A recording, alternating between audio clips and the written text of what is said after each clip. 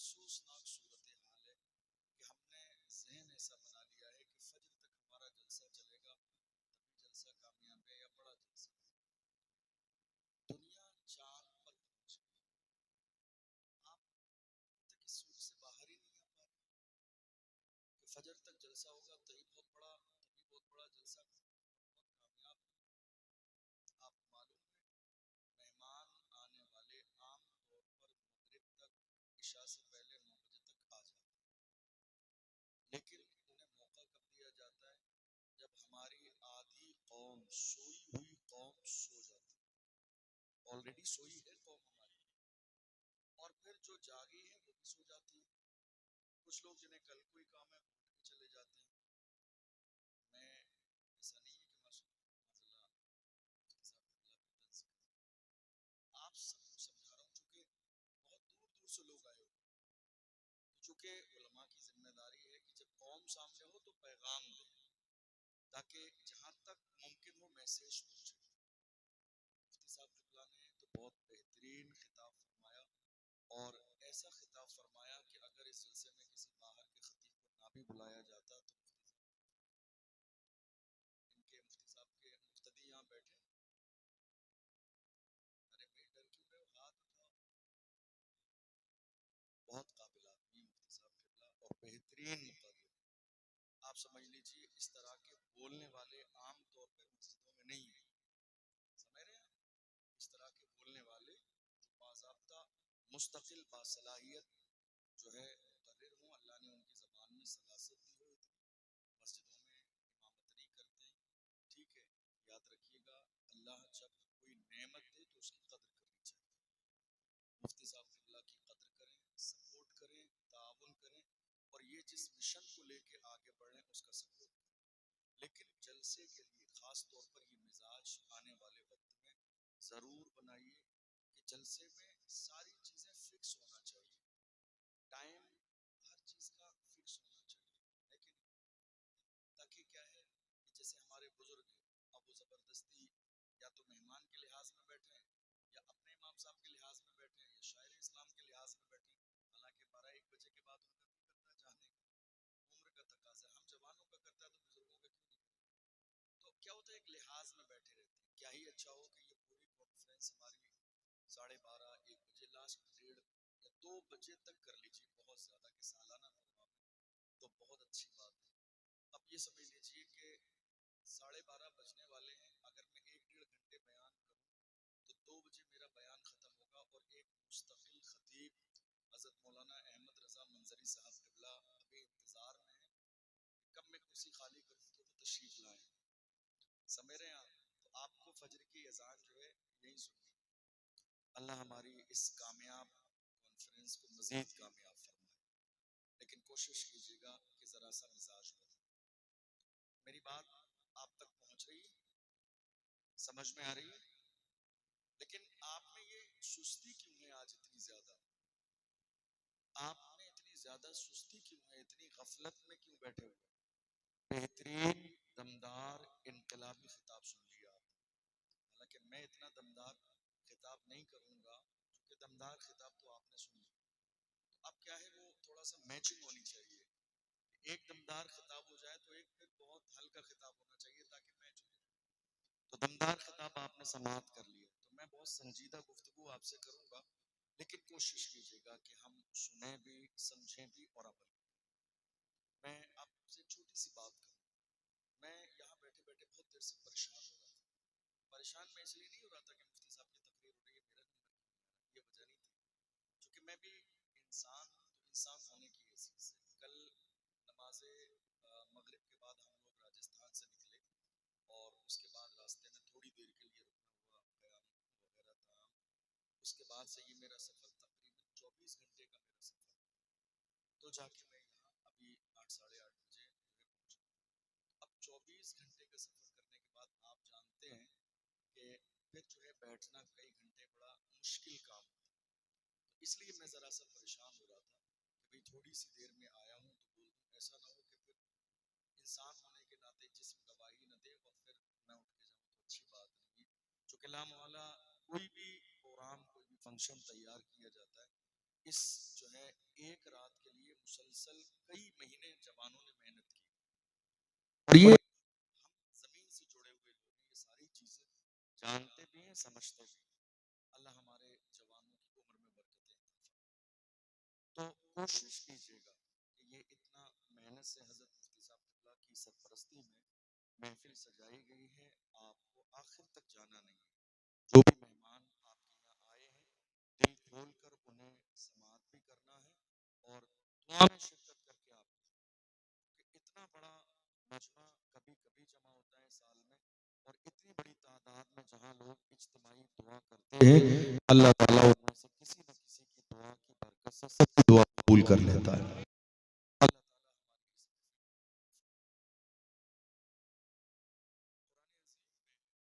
ہماری اس قرآن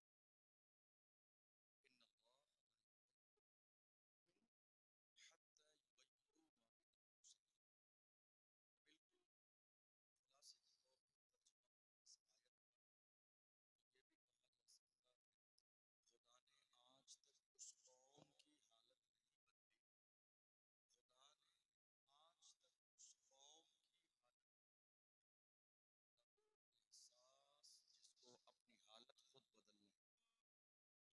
خدا نے آج تک اس قوم کی حالت نہیں بدلی، نہ ہو احساس جس کو اپنی حالت خود بدلنے کا۔ ملک کے حالات ہماری نظروں کے سامنے ہیں، ہمارے گھر کے حالات ہماری نظروں کے سامنے ہیں، ہماری اپنی زندگی، ہمارے خاندان کی زندگی، ہمارے سماج کی زندگی ہماری نظروں کے سامنے ہے۔ آپ غور کیجئے، اسلام آج صرف ہماری زبان پر ہے، ہماری زندگیوں میں نہیں ہے۔ اسلام صرف ہماری زبان پر ہے، ہم نعرہ لگا رہے ہیں اسلام کا دامن نہیں چھوڑیں گے، اسلام کا دامن نہیں چھوڑیں گے۔ غور کیجئے گا، اسلام آپ کی زندگی میں ہے کہاں؟ جس قوم کی زندگی میں اسلام ہو، وہ قوم کبھی شرابی نہیں ہو سکتی۔ جس قوم کی زندگی میں اسلام ہو، وہ قوم کبھی زانی نہیں ہو سکتی۔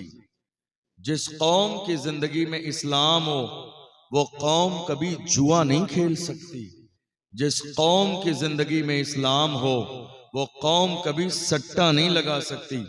جس قوم کی زندگی میں اسلام ہو، اس قوم کی بیٹیاں کبھی بے پردہ نہیں ہوتی ہیں۔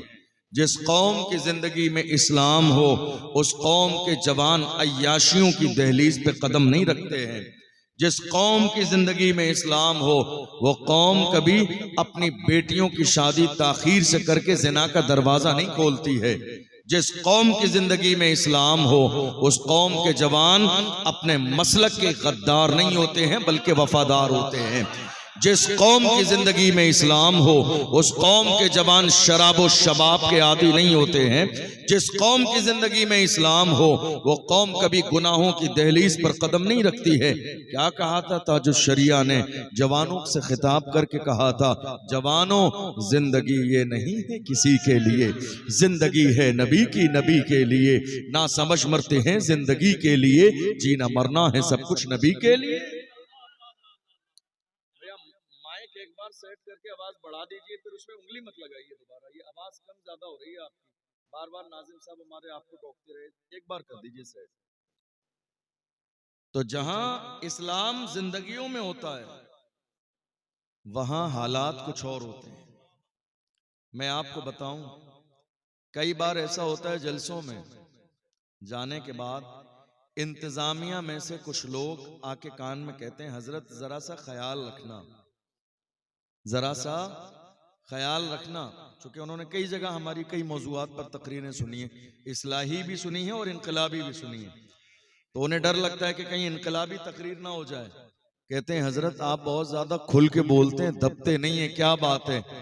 کیا بہت بیک گراؤنڈ مضبوط ہے؟ میں کہتا ہوں بتا دوں گا تو تمہارا کلیجہ دہل جائے گا۔ میرے بیک گراؤنڈ کی بات کرتے ہیں، اور رہی دبنے کی بات، ارے کیا دبے جس پہ حمایت کا ہو پنجہ تیرا۔ کیا دبے جس پہ حمایت کا ہو پنجہ تیرا، شیر کو خطرے میں لاتا نہیں کتا تیرا۔ امام احمد رضا کے غلام نہ کبھی ڈرتے ہیں، نہ کبھی دبتے ہیں، نہ کبھی چھپتے ہیں، نہ کبھی بھاگتے ہیں، اور وہ جس انداز میں جہاں بھی ہوتے ہیں ثابت قدم رہتے ہیں اور زمانے کو یہ پیغام دے دیتے ہیں، یاد رکھنا بھاگنے والے نہیں ہیں، جان جاتی ہے تو جاتی رہے مگر مصطفیٰ کی عظمت پر آنچ نہیں آنے دیں گے۔ حضور کی شان میں ایک ذرے کے برابر گستاخی کو برداشت نہیں کریں گے۔ بہت سارے لوگ کہتے ہیں حضرت ذرا سا خیال رکھیے گا، ایسی تقریر کرنا کہ کسی کو بری نہ لگے، کسی کو تکلیف نہ ہو، ایسی بات بتانا کسی کو برا نہ لگے۔ میں کہتا ہوں اس کا مطلب یہ ہے نہ زنا کی بات کی جائے جو کہ ہماری قوم میں عام ہو چکا ہے آج کی تاریخ میں، نہ سٹے کی بات کی جائے کہ ہمارے جوانوں میں عام ہو چکا ہے، نہ شراب کی بات کی جائے، نہ بے پردگی کی بات کی جائے، نہ نمازوں کو چھوڑنے کی بات کی جائے، کوئی بات کی ہی نہیں جانی چاہیے۔ تو جلسہ صرف سجا لیجئے، علماء ممبر پر بٹھا لیجئے اور لا کے سب کے منہ پر ٹیپ لگا دیجئے کہ جلسہ صرف زیارت کے لیے ہے، حق بولنے کے لیے نہیں ہے۔ جلسہ صرف زیارت کے لیے، حق بولنے کے لیے نہیں ہے، مگر یاد رکھنا کوئی بھی ہو کسی اور کا ماننے والا چوک سکتا ہے، احمد رضا کے غلام نہ کبھی چوکے ہیں نہ کبھی چوک سکتے ہیں۔ وہ تو جب بولنے کا موقع آتا ہے تو کھل کے کہتے ہیں، اس لیے کہ ہمیں بے باکی امام احمد رضا نے گھٹی میں پلائی ہے۔ جس امام سے کہا تھا نان پارا کے نواب کی تعریف کر دو تو جلال میں آگے ارشاد فرمایا احمد رضا دنیا دار کی نہیں تعریف کرے گا تو مدینہ کے تاجدار کی تعریف کرے گا، احمد مختار کی تعریف کرے گا۔ اور جب تعریف کرنے پہ آئے تو پکار کے کہتے ہیں وہ کمال حسن حضور ہے کہ گمان نقص جہاں نہیں، یہی پھول خار سے دور ہے، یہی شمع ہے کہ دھواں نہیں۔ فصحا عرب کے بڑے بڑے تیرے آگے یوں ہے دبے لچے، کوئی جانے منہ میں زبان نہیں بلکہ جسم میں جان نہیں۔ کروں تیرے نام پہ جاں فدا، نہ بس ایک جاں تو جہاں فدا، تو جہاں سے بھی نہیں جی بھرا۔ کروں کیا کروڑوں جہاں نہیں، کروں مدح اہل دول رضا، پڑے اس بلا میں میری بلا، میں گدا ہوں اپنے کریم کا، میرا دین پارے نہ نہیں۔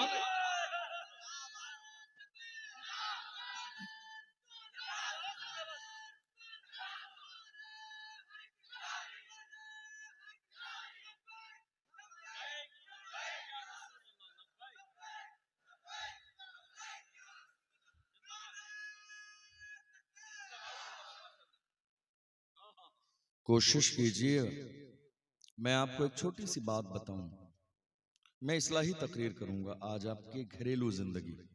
آپ مسلمان ہیں تو آپ کی زندگی میں اسلام کہاں ہے، ذرا تلاش کرنے کی کوشش کیجئے۔ دنیا میں عام طور پر بہت سارے لوگوں کو دیکھا یہ جاتا ہے کہ انہیں کہیں نہ کہیں اس بات کا جو ہے نا ایک کہہ لیجئے ذہن پہ بھوت سوار ہوتا ہے کہ ہم جو ہے نا بہت ہائی فائی تقریر کریں، بھلے لوگوں کے سر سے اوپر سے گزر جائے تاکہ لوگ سمجھیں بہت قابل ہے۔ نہ بھیا ہم قابل ہیں، نہ ہمیں قابلیت دکھانی ہے، غوث اعظم کی چوکھٹ کے کتے ہیں اور بس بات وہی کرتے ہیں جو غوث اعظم کی بارگاہ سے ہمیں فیضان ملتا ہے۔ یاد رکھنا ہم بڑی بڑی باتیں کر کے چلے جائیں، آپ بڑی بڑی باتیں سن کے نعرے لگا کے چلے جائیں، لیکن اگر زندگیوں میں اسلام باقی نہ رہا تو کیا چہرہ دکھائیں گے قیامت کے دن مصطفیٰ جان رحمت کو؟ کون سا چہرہ لے کر جائیں گے مصطفیٰ جان رحمت کی بارگاہ میں اگر زندگی میں اسلام باقی نہ رہا؟ آپ جانتے ہیں ہمارے بزرگوں نے جلسوں کی شروعات کیوں کی تھی؟ جلسے شروع کرنے کا مقصد کیا تھا؟ آپ جانتے ہیں یہ جلسہ یہ ایک رات کا مدرسہ ہے، مدرسہ ان لوگوں کے لیے جن کی عمر مدرسے میں جانے والی نہیں ہے، جو کام کرنے والے ہیں، جو بزنس کرنے والے ہیں، جو باضابطہ کھیتی کرنے والے ہیں، جن کے پاس روزانہ مدرسے میں جانے کا وقت نہیں ہے، ان کے لیے سال میں ایک رات کا مدرسہ لگایا جاتا ہے۔ کسی شہر میں ہر مہینے، کسی شہر میں سال میں 2 بار، کسی شہر میں 3 بار، یہ ایک رات کا مدرسہ ہے۔ مدرسے کا مطلب یہ ہے کہ کچھ سکھانے کے لیے، کچھ پڑھانے کے لیے، یہ بتانے کے لیے کہ آپ مومن ہیں، یہ بتانے کے لیے کہ دین کیا ہے، یہ بتانے کے لیے کہ اسلام کیا ہے. اور اگر یہ سیکھ گئے تو یاد رکھنا دنیا بھی کامیاب ہو جائے گی، آخرت بھی کامیاب. تو یہ ایک رات کا مدرسہ ہے، اور یہاں کیا کرنا ہے آپ کو؟ سیکھنا ہے. کیا کرنا ہے یہاں؟ سیکھیں گے، سیکھیں گے انشاءاللہ. دیکھیے کئی بار ایسا ہوتا ہے اور ہمیں افسوس بھی ہوتا ہے کچھ لوگوں کو دیکھ کر جو بہت تیزی کے ساتھ تقریر کر کے گزر جاتے ہیں، ایسی تقریر کہ قوم کے سمجھ میں ایک جملہ بھی نہیں آتا ہے. مجھے نہیں لگتا ہے کہ اس جلسے کا کوئی مقصد ہوا، چونکہ اگر میں 80 کی سپیڈ سے بولوں اور آپ کو اتنی سمجھ میں آتی ہوتی تو مجھے بلانے کی ضرورت ہی نہیں تھی. مجھے بلانے کی ضرورت ہی نہیں تھی. آپ نے مجھے بلایا اس لیے ہے کہ ہم کوئی دین کا پیغام سنیں، سمجھیں، تاکہ اس کے مطابق عمل کریں. جو بات سمجھ میں نہیں آئے گی آپ کے، آپ اس پر عمل کیسے کریں گے؟ میری بات سمجھ آ رہی ہے آپ کو؟ کوشش کیجئے گا کہ ہم سمجھیں. تقریر اسی کو کہتے ہیں جو ہمارے سمجھ میں آئے. تقریر اسی کو کہتے ہیں جس کو ہم سمجھیں، جو ہمارے دل پر اثر کرے، جو ہماری زندگیوں میں انقلاب برپا کرے. بات کرنا بہت آسان ہے، لیکن یاد رکھنا یہ جو زبان چل رہی ہے نا، اس زبان کو قیامت کے دن آپ جانتے ہیں غیبت آج ہمارے سماج میں عام ہو گئی، برائی آج ہمارے سماج میں عام ہو گئی، کسی کے خلاف سازش آج ہمارے سماج میں عام ہو گئی. ہمارے یہاں جتنا زبان کا غلط استعمال ہو رہا ہے دوسری کسی چیز کا غلط استعمال نہیں ہو رہا ہے. ہم جہاں بیٹھ رہے ہیں 2 لوگ بیٹھے ہیں، ذکر کسی تیسرے کا ہے. جہاں 3 لوگ بیٹھے ہیں ذکر کسی چوتھے کا ہے. جہاں 4 لوگ بیٹھے ہیں ذکر کسی 5ویں کا ہے. ہم نے زبان کا غلط استعمال کیا اور کیا سوچ رہے ہیں ہم جس کے بارے میں برائی کرتے ہیں اسے معلوم نہیں ہے. اگر یہ سوچ رہے ہیں اس کا مطلب یہ ہے کہ آپ کا ایمان اللہ کی ذات پر کمزور ہے، اس لیے کہ تم جس کے بارے میں برائی اور غیبت کرتے ہو وہ جانے نہ جانے مگر اس کو پیدا کرنے والا پروردگار دیکھ رہا ہے. واللہ یعلم ما تسرون وما تعلنون. تم جو ظاہر کرتے ہو میرا رب وہ بھی جانتا ہے، اور جو تم چھپاتے ہو میرا رب وہ بھی جانتا ہے. زبان کا غلط استعمال آج ہماری زندگیوں میں ہے. آپ غور کیجئے اللہ نے زبان کو بنایا کیسا؟ اللہ نے زبان کو 32 دانتوں کی قید میں رکھا، 32 دانتوں کے بیچ میں قید میں، تاکہ غلط استعمال نہ ہو. لیکن اس کے باوجود سب سے زیادہ غلط استعمال آج ہماری زبان کا ہو رہا ہے. یہی زبان ہے جس کی وجہ سے بھائی بھائی سے جدا ہو جاتا ہے. یہی زبان ہے جس کے غلط استعمال کی وجہ سے امام مقتدی سے جدا ہو جاتا ہے. یہی زبان ہے جس زبان کی وجہ سے بیوی شوہر سے جدا ہو جاتی ہے. یہی زبان ہے جس زبان کے غلط استعمال کی وجہ سے آج محلے ٹوٹ رہے ہیں، سماج ٹوٹ رہے ہیں، برادریاں ٹوٹ رہی ہیں، صرف زبان کے غلط استعمال کی وجہ سے. اگر دل کے کانوں سے سن رہے ہیں تو میری بات سن کے جائیے گا اور دل پہ ہاتھ رکھ کے سنیے گا.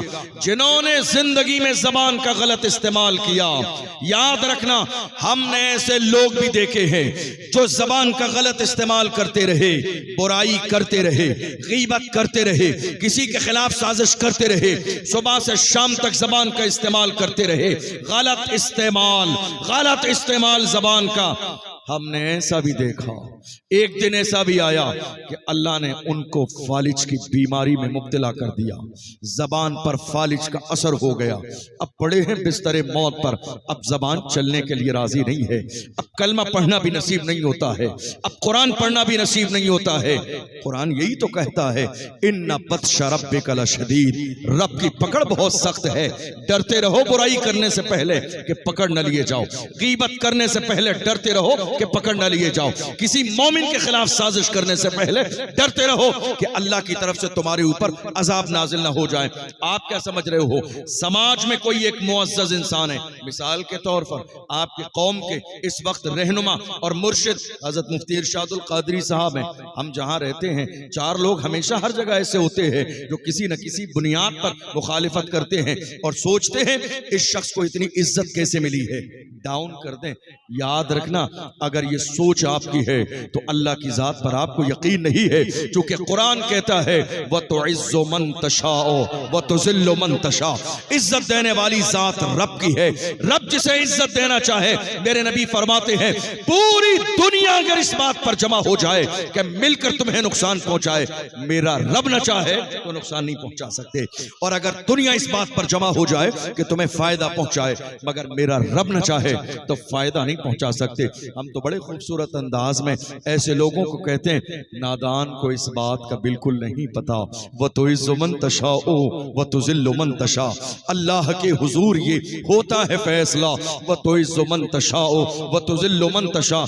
جھوٹی نوازشات کی بارش فضول ہے، ہم کو ذلیل کرنے کی سازش فضول ہے، جھوٹی نوازشات کی بارش فضول ہے، ہم کو ذلیل کرنے کی سازش فضول ہے، ہمارا قدم قدم پہ مددگار ہے خدا، وَتُعِزُّ مَن تَشَاءُ وَتُذِلُّ مَن تَشَاءُ۔ آج روزانہ کتنے لوگ ملتے ہیں، حضرت دعا کر دیجئے گا، کس بات کی دعا کرانا چاہتے ہیں؟ دعا کر دیں گے، بتائیے کہ چند لوگ دشمن پیچھے لگے ہیں، وہ میری عزت خراب کرنا چاہتے ہیں، میں کہتا ہوں خدا کے بندے جا کے سجدہ کیا کر 5 بار خدا کی بارگاہ میں، اور اس بات سے نہ ڈر فلاں پڑوسی تیری عزت خراب کر دے گا، عزت نہ اس نے دی ہے نہ وہ خراب کر سکتا ہے، عزت دینے والی ذات میرے رب کی ہے، رب نے تجھے عزت دی ہے، اس لیے یقین کر اللہ کی ذات پر، جب تک تیرے قدم گناہ کی دہلیز پر نہ جائیں گے تو کبھی ذلیل و رسوا نہیں ہوگا، جب تک تو خدا کی نافرمانی نہیں کرے گا کبھی ذلیل و رسوا نہیں ہوگا، کبھی تو برائی کے راستے پر چلے گا تب جا کے ذلت تیرا مقدر بن جائے گی۔ اس لیے ہم مومن ہیں، ہماری زندگی دیکھ لیجئے کہاں ہماری زندگی گزر رہی ہے، گناہوں میں، شراب کے اڈوں پر۔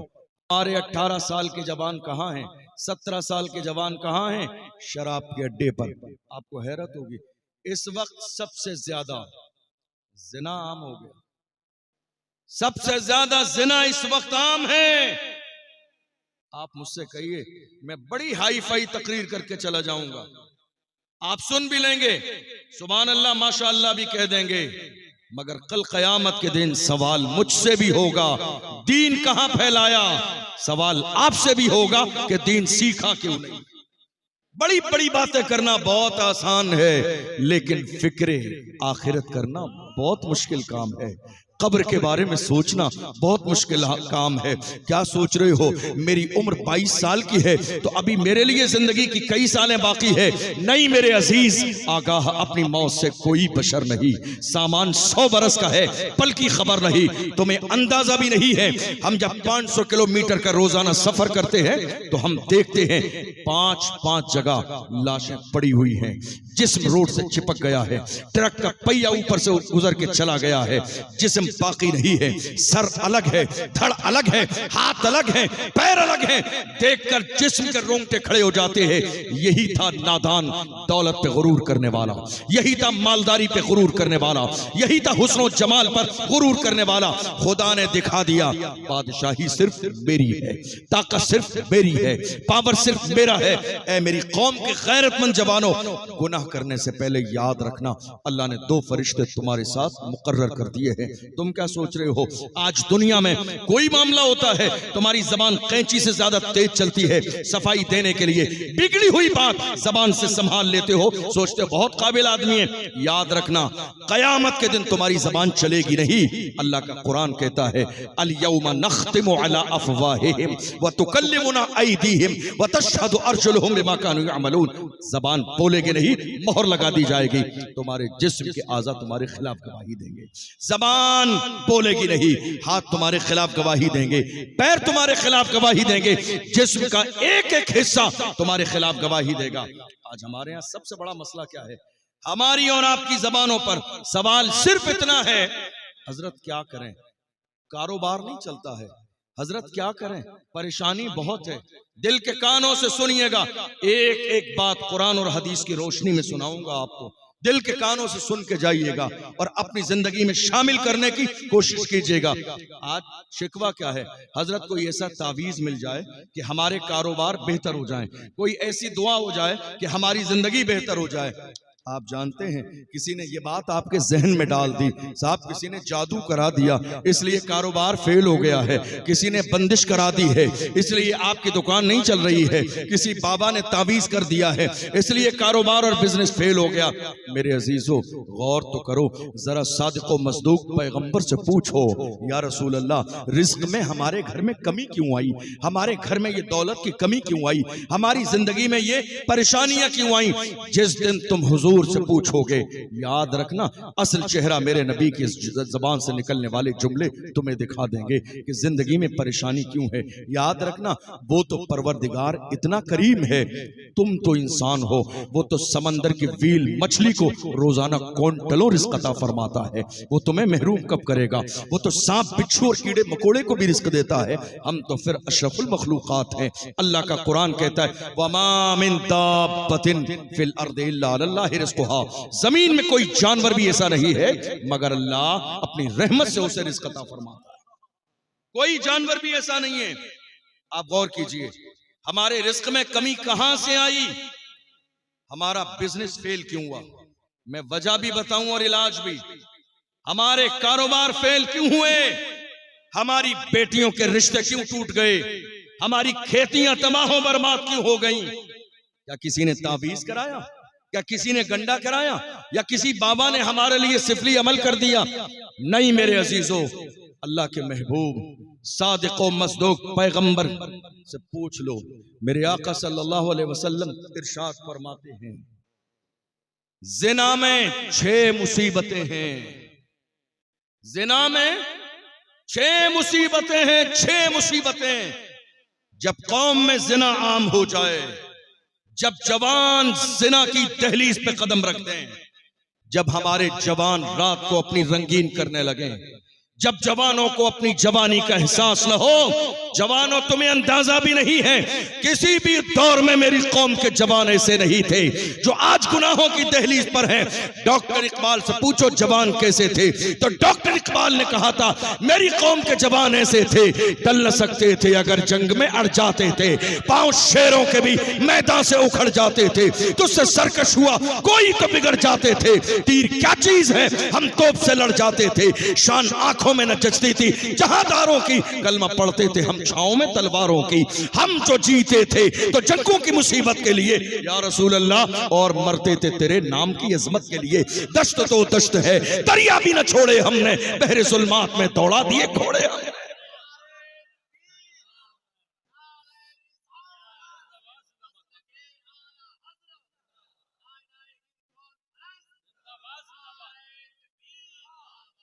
زنا جب قوم میں زنا عام ہو جائے کیا ہوتا ہے؟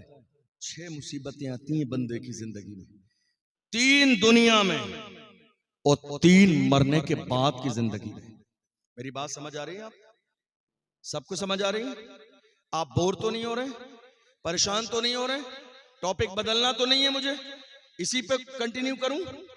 میرے آقا نے فرمایا مصیبت کیوں آتی ہے، پریشانی کیوں آتی ہے، کاروبار فیل کیوں ہوتا ہے، رزق میں تنگی کیوں آتی ہے، بیماریاں کیوں آتی ہیں، ذلت کیوں آتی ہے، رسوائی کیوں ہوتی ہے، آزمائشیں کیوں آتی ہیں؟ میرے آقا فرماتے ہیں جب انسان زنا کا عادی بن جائے، جب انسان زنا کرنے لگے تو زندگی میں 6 مصیبتیں آتی ہیں، 3 دنیا کی زندگی میں، 3 مرنے کے بعد کی زندگی میں۔ یا رسول اللہ دنیا کی زندگی میں جو 3 مصیبتیں آتی ہیں ذرا ارشاد فرمائیے وہ 3 مصیبتیں کیا ہیں؟ میرے آقا نے فرمایا پہلی مصیبت یہ ہے کہ بندے کا رزق سے برکت کو ختم کر دیا جاتا ہے، بندہ ایک ایک لقمے کے لیے پریشان ہو جاتا ہے، ایک ایک لقمے کے لیے ترستا ہے، ایک ایک لقمے کے لیے تڑپتا ہے۔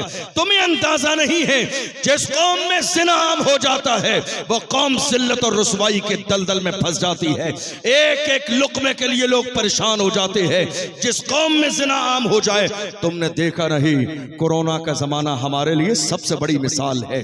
کتنے لوگ صرف روٹی نہ ملنے کی وجہ سے مر گئی, کتنے لوگ جو ہے دنیا کو چھوڑ کے چلے گئے صرف اس بنیاد پر کہ انہیں کھانا نہ ملا. آپ غور نہیں کر رہی ہیں, جو انسان زنا کا عادی ہو جائے, دنیا کی 3 مصیبتوں میں پہلی مصیبت یہ ہے کہ اس کے رزق کو تنگ کر دیا جاتا ہے, کاروبار فیل ہو جاتا ہے, دولت ختم کر دی جاتی ہے, ذلت اور رسوائی آتی ہے, ایک ایک روپیے کے لیے پریشان ہو جاتا ہے. آپ یہ کہہ رہے ہیں کسی حسد کرنے والے نے دعا تعویذ کرا دیے, کسی بابا نے تعویذ کرا دیے. ارے اوریجنل اسلام سمجھنے کی کوشش کرو. 2025 ختم ہونے والا ہے, کب تک اس اندھ وشواس میں پڑے رہو گے کہ سارا اختیار بابا کے ہاتھ میں ہے؟ نہیں میرے عزیزو, اختیار میرے رب کے ہاتھ میں ہے, اختیار میرے خدا کے ہاتھ میں ہے. باہر آؤ اس اندھ وشواس سے, فلاں بابا نے رزق روک لیا ہے. ارے اس کی کیا اوقات ہے, یہ اپنے جسم سے مکھی نہیں اڑا سکتا, رزق یہ روکے گا. رزق روکنے والی ذات میرے رب کی ہے اور دینے والی ذات بھی میرے رب کی ہے. غور تو کرو, کہاں ہیں ہم؟ میرے نبی نے بتا دیا تمہارے رزق میں تنگی ہے.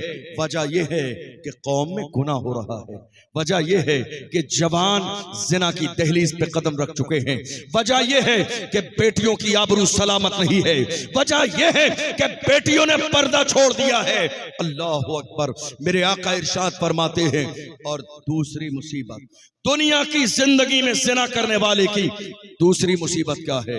میرے آقا نے فرمایا اس کی صورت کو مسخ کر دیا جاتا ہے, اس کے چہرے کو بگاڑ دیا جاتا ہے, اس کے چہرے سے نور ختم کر دیا جاتا ہے, اس کے چہرے سے برکت ختم کر دی جاتی ہے. کہاں جا رہے میرے جوان؟ شادی میں جانا ہے تو جا رہے ہیں سیلون والے کے پاس, فیشیل ایسا کرنا کہ میرا چہرہ چمک جائے. ارے نادان انسان, دنیا کی کوئی کریم تیرے چہرے کو چمکا نہیں سکتی. چمک چہرے پہ خدا کی رحمت سے آتی ہے, چہرے پہ چمک خدا کے کرم سے آتی ہے. دنیا کی کسی کریم کی, کسی سیلون والے کی یہ حیثیت نہیں ہے کہ خدا گناہ کی وجہ سے رونق چھین لے. تو دنیا کا کوئی طاقتور انسان چہرے پہ رونق واپس کر دے. پیغمبر فرماتے ہیں چہرہ بگاڑ دیا جاتا ہے زنا کرنے والے کا. یا رسول اللہ, تیسری مصیبت کیا ہے؟ میرے آقا نے فرمایا زنا کرنے والے کی زندگی میں تیسری مصیبت یہ ہے کہ اس کی عمر کم کر دی جاتی ہے, اسے موت جلدی آتی ہے, موت اسے جلدی آتی ہے, اس کی عمر کم کر دی جاتی ہے. آپ دیکھ نہیں رہے ہیں ہمارے یہاں کیا کہا جاتا؟ ارے کل شام کو تو ملاقات ہوئی تھی, اچھا بھلا تھا, بیمار نہیں تھا, اچانک سے رات کو مر گیا. صبح ہی تو ملاقات ہوئی تھی, ابھی بازار ہی میں تو ملا تھا, ابھی تو ساتھ میں کھانا کھا کے گیا ہے, 4 دن پہلے شادی میں ملا تھا, ابھی فلان جگہ. یہ جو جملے ہماری زبان پر ہیں تمہیں اندازہ نہیں میرے نبی نے کیا فرمایا. عمر سے برکت کو ختم کر دیا جاتا ہے, عمر کم کر دی جاتی ہے, پھر موت بہت تیزی کے ساتھ آتی ہے. دیکھ نہیں رہے ہو ایک ایک دن میں کبھی کبھی جب شہر کا بڑا قبرستان ہو جا کے دیکھ لیجئے, ایک ایک دن میں جنازے کی نماز ہٹائی جاتی ہے, حضرت دوسرا جنازہ تیار, دوسرا ہٹایا گیا, حضرت 5واں جنازہ تیار. ایک ایک شہر کے اندر 10-10 15-15 جنازے آج کی تاریخ میں رکھے ہوئے ہیں. ہم کب سوچیں گے, ہم کب سوچیں گے خدا نے ہمیں عقل کیوں عطا فرمائی, خدا نے ہمیں قرآن جیسی دولت کیوں دی ہے تاکہ ہم پڑھیں اور پڑھنے کے بعد سمجھیں. 3 مصیبتیں انسان کی زندگی میں. کہا یا رسول اللہ مرنے کے بعد کیا تکلیف ہے؟ حضور نے فرمایا مرنے کے بعد کی تکلیف یہ ہے کہ اللہ قیامت کے دن زنا کرنے والے بندے سے ناراض ہوگا, اس کی طرف دیکھے گا بھی نہیں, ناراض ہوگا میرا پروردگار. اور دوسری بات کہ اللہ ایسے بندے سے سخت حساب لے گا, صرف حساب نہیں لے گا, سخت حساب لے گا. اور تیسرا فرمایا جہنم میں ڈال دیا جائے گا ایسے بندے کو, اس کے لیے جہنم. اور جہنم کیسی ہے؟ آپ نے ہمیشہ علماء کی زبان سے جہنم لفظ سنا, کبھی اپنے علماء سے کہیے ذرا جہنم کے اندر کے حالات بتائیں آپ کو, کئی دن سن کے نیند نہیں آئے گی. میرے آقا نے ارشاد فرمایا جہنم کی آگ کا عالم یہ ہے کہ اگر جہنم کی دیوار میں ایک سوئی لگا دی جائے اور ایک سوئی کے برابر سوراخ ہو جائے تو اس کی آگ کی شدت کی وجہ سے پوری دنیا جل کر خاک ہو جائے. یہ جہنم کا عالم ہے. غور کرو میرے نبی فرماتے ہیں زنا کرنے والے کو جہنم کی آگ میں ڈال دیا جائے گا. ذرا دل کے کانوں سے سنیے گا. ایک نوجوان لڑکی ہے, زنا پر آمادہ ہے. ایک دیندار لڑکے کو بلایا اور بلانے کے بعد کہا کیا تو اس بات پر راضی نہیں ہے کہ میں تیرے لیے تیار ہوئی ہوں, میں نے باضابطہ 16 سنگھار تیرے لیے کیے ہیں, اب تو میرے ساتھ زنا کرنے کے لیے راضی نہیں ہے. شریف انسان جس کی تربیت اس کے والدین نے اچھے طریقے سے کی, قرآن اور حدیث کی روشنی میں کی, نماز پڑھنے والا, بزرگوں سے تعلق رکھنے والا, اللہ اکبر, زبان آ گیا. وہ لڑکی بھی آ گئی, دونوں آس پاس بیٹھے ہیں. اس نے کہا مجھے آدھا گھنٹے کی مہلت دے دے. آدھا گھنٹے کی مہلت مل گئی. کیا کیا اس جوان نے؟ گھر سے چراغ منگایا. چراغ منگانے کے بعد چراغ کو جلا لیا, اور چراغ جلانے کے بعد اس نے چراغ کی لو پر اپنی انگلی چند سیکنڈ کے لیے رکھی.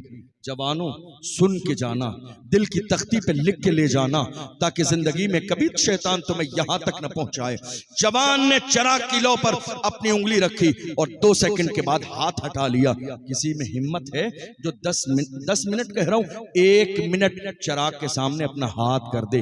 اتنی باریک سی لو, اتنی باریک سی لو, اس کے سامنے بھی کوئی 1 منٹ اپنی انگلی کو نہیں رکھ سکتا.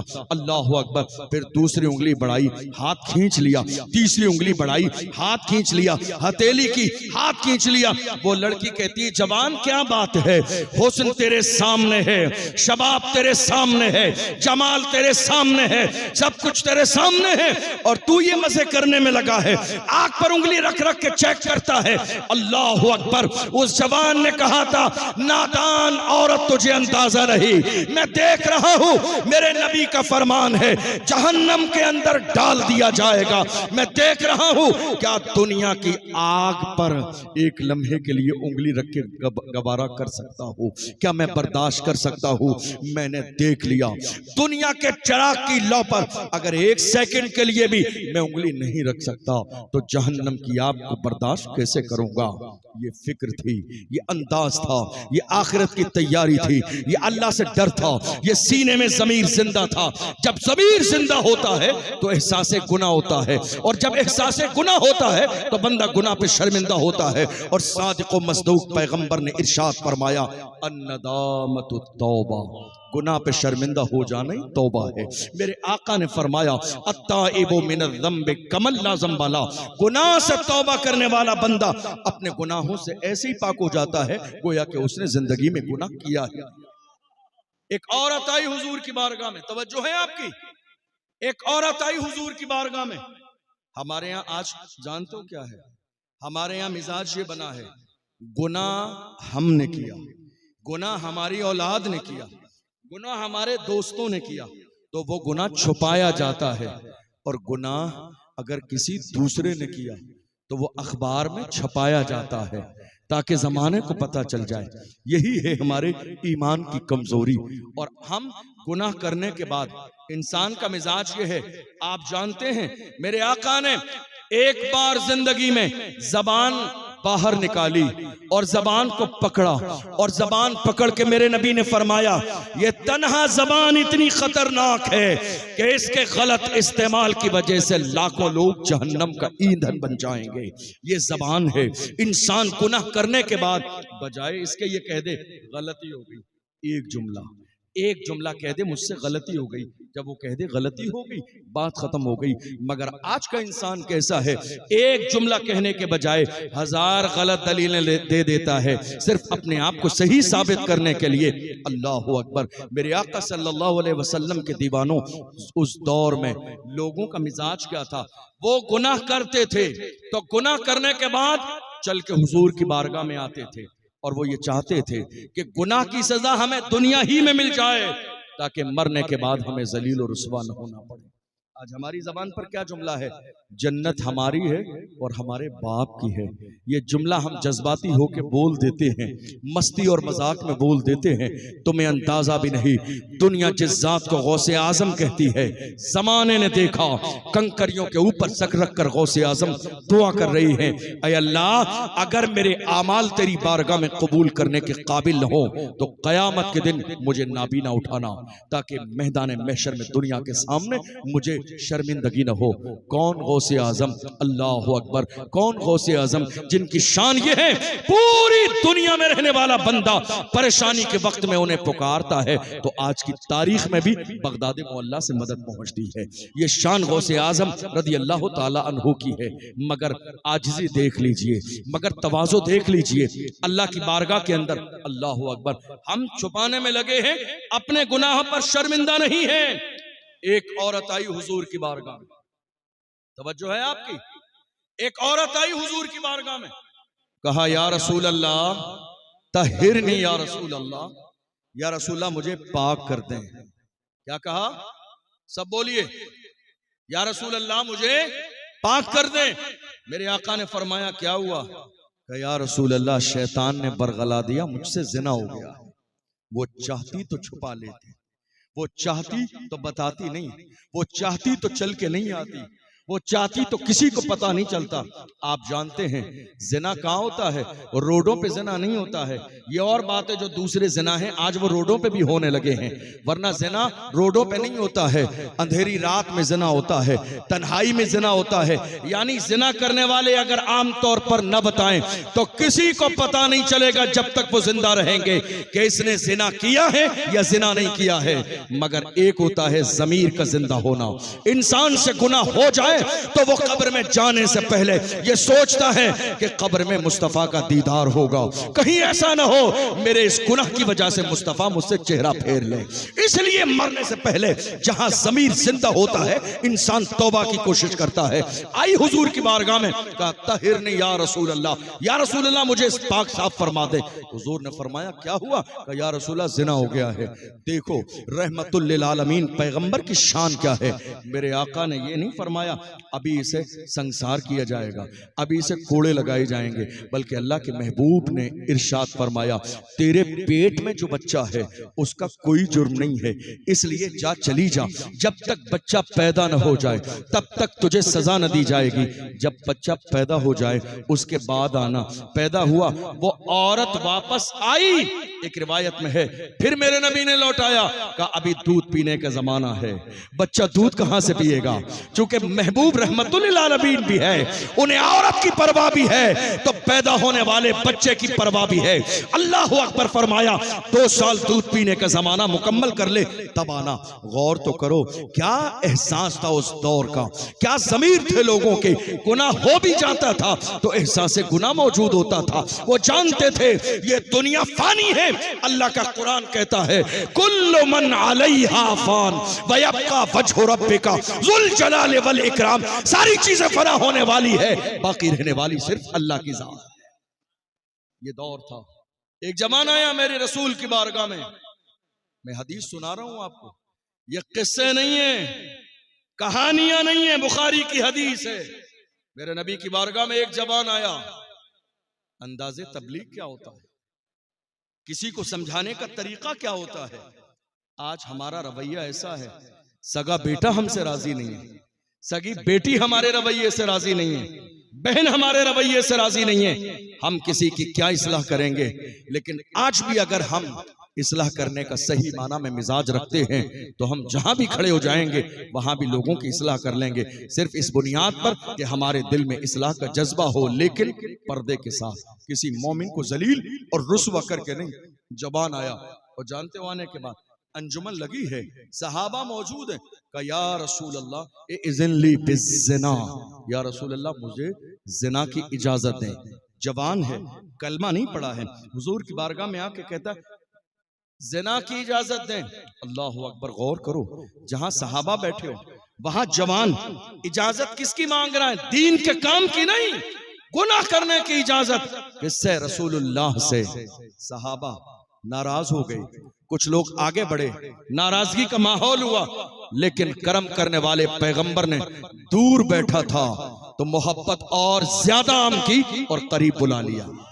آج حالت یہ ہے مسجد کا امام اگر شرابی کے پاس جا کے بیٹھ جائے تو اس کے امامت سے نکلنے کی وجہ یہی ہے، شرابی کے پاس کیوں بیٹھے تھے، تہجد گزار کے پاس کیوں نہیں؟ ارے وہ تو پہلے سے تہجد گزار ہے، ضرورت تو شرابی کو ہے، ضرورت تو زانی کو ہے، ضرورت تو بدکار کو ہے، ضرورت تو اس کو ہے جو دین سے دور ہے۔ علماء چاپلوسی کے لیے نہیں جاتے ہیں، اس کے سینے میں مصطفیٰ کے عشق کا چراغ جلانے جاتے ہیں۔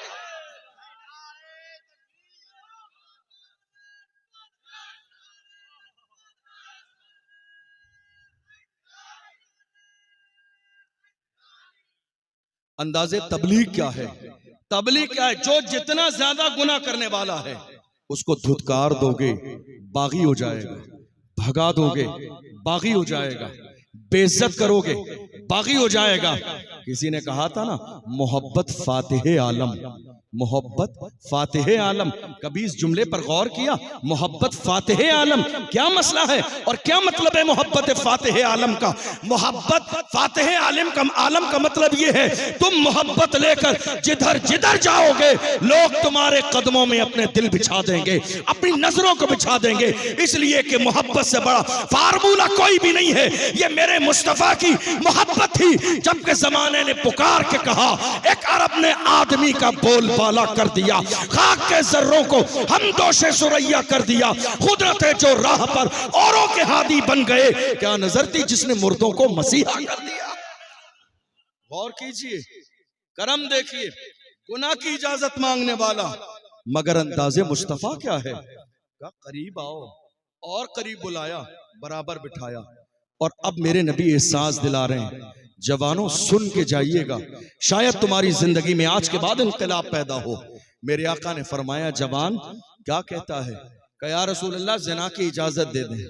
میرے آقا نے فرمایا، ایک بات تو بتا، اگر تیری ماں کے ساتھ کوئی زنا کرے تو تجھے کیسا لگے گا؟ کہ یا رسول اللہ میں کیسے برداشت کر سکتا ہوں کہ میری ماں کے ساتھ کوئی زنا کرے؟